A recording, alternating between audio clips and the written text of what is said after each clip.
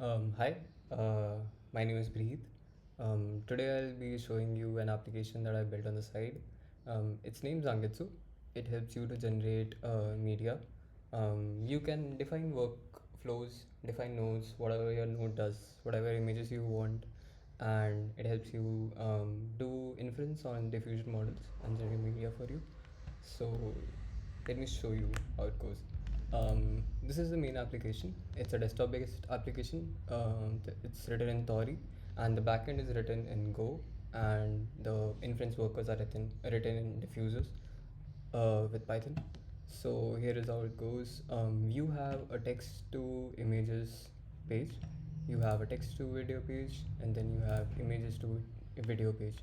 These are diffusion models. If you want to learn more about them, you could go to Hugging Face, and here you'll find all your visual models, all your weights, and so. Coming to our application, uh, it lets you, let's say you have an idea, a dog in the middle of the screen. Let's say you have an idea but you're not creative and you want an image for that. You can write that, enhance it with AI. It's on the backend. It uses JBT 5.4 mini. It gives you a nice, it takes an earlier prompt, it wires in things such as cinematic shot, what's your image dimension and all. It makes a compact prompt and which will be nice for the model, and it then sends to generate. Um, on the backend side, there is a backend service. There is an orchestrator. The orchestrator helps you to orchestrate the inference workers on GPU pods. So the GPU pods we are using right now is via runpod. So you could go to runpod. Here is my runpod account. Um, if you see pod placement, you could see here I have a worker running. Uh, it's, if you remember, we did an query image one. I was generating an image before, so it worker starts, it loads your models, it does generation, it gets your events, does generations, and then returns back to the orchestrator. Here you'll find, this is the asset library. Here you'll find all the generations, all the prompts you've used, and so you can add these as a collection here. You could also check your queue, what's staying in your queue. Let's say you do a bunch of workflows and some of the workflows failed due to some reasons. You can check here, you could keep an eye on it. These are the audit logs. Audit logs tell you who has logged in, what workspace have been created, what workflows have been done, what the renders have been done, and everything. All of your logs stay here. So the main thing about this, what I wanted was that, let's say you have a text, you have an image, and you want to build an video out of it. Let's say I want a dog video. Fuck Siri. I want a dog video where the dog is standing in a rain. Let's say any scenario, any cinematic scene. I wanted a video out of it. So how would I do it? I don't have an image. I don't have a video. So I ended up adding a feature in this. It's like a canvas. It's like a graph system, graph node system. You define your nodes. You define your text. You have it generates an image. You wire that into something. Then it takes all the data of the image, such as what's the image setting, what are all the things in it. Let's say a dog, a mountain, and all those things, features of an image, and then it gives into a prompt builder. It builds a prompt, and then you could wire that into another model. So you can have multiple models connected to one another and do generation. So this is one of the workflows that I worked on yesterday. Let me show you how it goes. So in the start, I had a text that I wanted a dog in a dog. It was raining, a dog in the rural sites of Japan. So I wrote a text. I wrote a text on my own. I fed into it. Now I want this text to be better. So I added a prompt builder here. What the prompt builder does is it takes the the text, it sends it to GPT 5.4 mini. It gives a nice prompt. You can check your prompt here. It gives you out a good nice ratio, composition, aperture, and everything. It wires into uh, nice. So here the model I used was Quen image. It sends a nice prompt to the render. Whatever output this has generated, it goes into your image source, and then I wanted this to be an image to video generation, so I wired this. So I took out the image, I attached an image DNA here. So what does the image DNA does is that it takes the image, it sends to your GPT 5.4, and it gets all the DNA out of the image. What are the people out there? What are the things the image has? It wires that into a prompt builder. Also, let's say I have a text that I want to video in a particular way. I got add that here, and then wire it into a prompt builder, and then the prompt builder gives me a nice good prompt. It wires in a prompts. It wires into the model router, and the image is also wired in. So this was an image to video router. So this was WAN 2.2 image to video 14 billion diffusers. It takes in, and then you get a nice output that I wanted. So it's not nice. It's like it's not great, but I was just testing it yesterday, and I really liked the way it was generated. So this was the whole workflow. You can make changes. You can compile the workflow and see if everything is nice. Let's say I add text here, but I forgot to attach it. It'll show you a compile workflow, and then you could delete a node. If it says compile okay, then you can run your workflows. So how it workflows, the way workflows run is that um, it does take upstream as well as it takes downstream. So let's say there is a prompt builder, and it has WAN, and the next model router is WAN 2.2.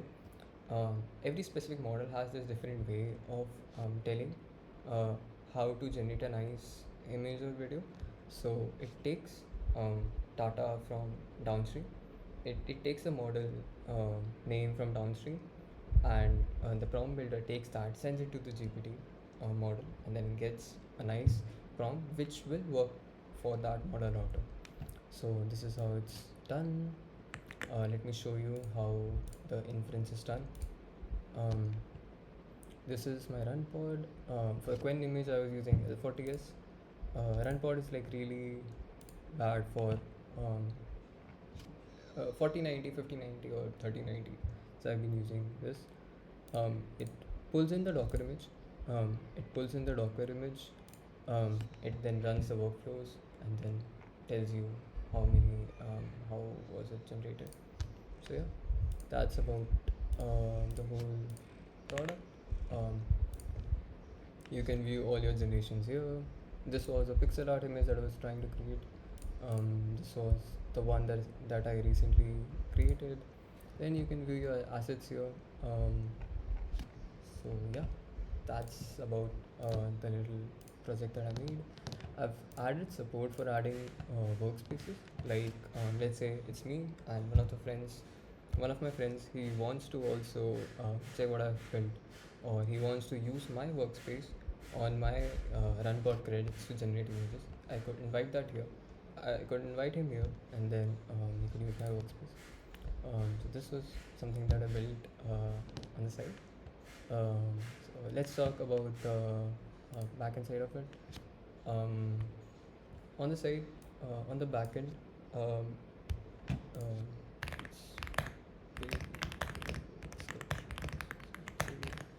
um, the front end is built in Thori. I wanted a desktop-based application because I'm not a really fan of browsers. So it's a Thori-based application. I'm not going to talk much about it. It's a simple Thori-based application. The backend, the main part is in services. I have three services. One is the backend that helps me coordinate between the front end and the backend whole render generation. It's a Golang based application. Let me show you this. HXCMD backend main.go. It's written with Cobra. I've added profiling here. It has main three commands. One is seeding the models, where it be your fine tunes, your LoRa's, your base models. You could write them in the config.toml, define GPU types, and then use it. I'll show you. Config.toml. Here is a config. Let's say I added one of the LoRa that was pixel art. I'll write its name, model ID, output, style category, and here. And let me show you another one. Whatever models I add, I need to add a CPU configuration on what it's gonna go on and what. So I'll write them here. My card, VRAM, model cache. If I have any specific worker images, I'll show you in the front. We use sort here. If I have specific worker images, I could assign them here, and my orchestrator will pull those worker images on the pod.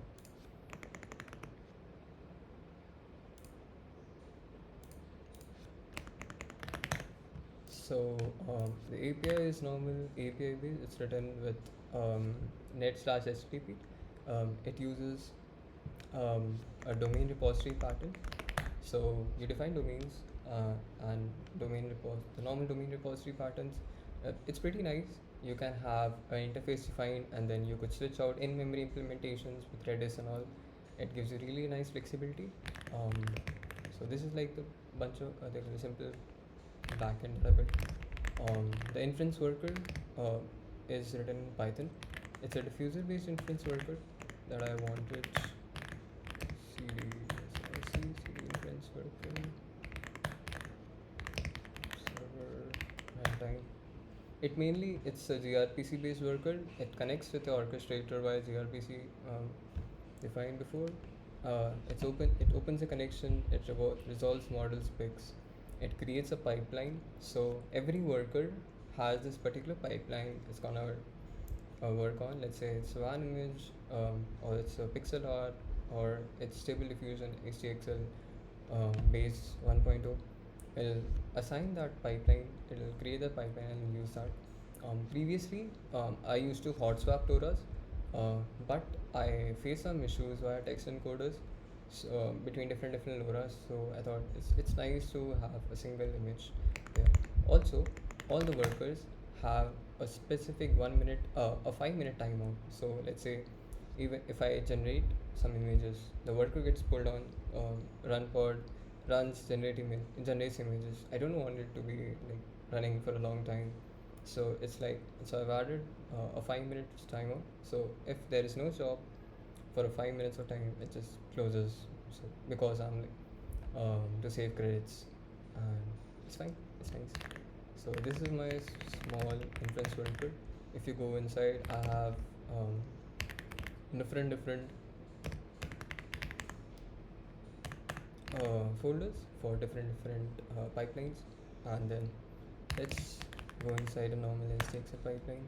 Just like a base SDXL pipeline, if you go into diffusers, you'll find that. Currently, I was using DPMP Solver Multi-Sheet. It gives a really nice, less steps output. So you can configure your pipelines here. You can change out different schedulers. You can add CPU offloading of models or anything if you want. And then that's about it. That's my small inference worker orchestrator. I was working on the web part of it, a normal website for it. It was built in Astro. It's not usable right now. I have to work on a lot. So yeah, that's about it. So let's talk about the infrastructure of this. I wrote a blog post about this.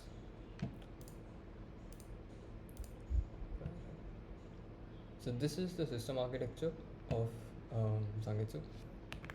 What is that? For backend we use Golang, orchestrators in Golang. For auth we use Citadel. I wanted an auth to self-host easily, so I use Citadel. The database is Postgres. The file system, I used to use MiniIO, but since they have gone into maintenance mode, I have resorted to using RustFS. It's pretty nice. I haven't seen any issues till now, but yeah, it's pretty nice. observability is Prometheus Grafana. I wanted to host my own registry, and so I was looking for a lot of options, but I ended up using Zod.